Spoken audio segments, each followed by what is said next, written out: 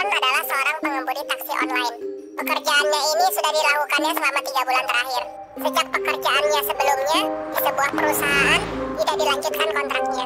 Sudah 2 hari ini nasib Ronron kurang baik. Order penumpang sedang sepi. Pendapatannya hanya cukup untuk biaya bensin dan makan seadanya. Diperparah lagi, kuota internet di HP-nya hampir habis. Ronron terpikir untuk mencoba mencari penumpang offline. Sekedar ada uang untuk membeli pulsa agar kuota internet di HP-nya mencukupi. Saat malam mulai tiba, ketika Ronron selesai menunaikan sholat maghrib, Ronron menemukan calon penumpangnya yang bersedia offline. Ia mendapatkannya di sebuah lapangan dekat kantor desa. Seorang perempuan muda yang cantik dengan rambut panjang sebahu dan berponi.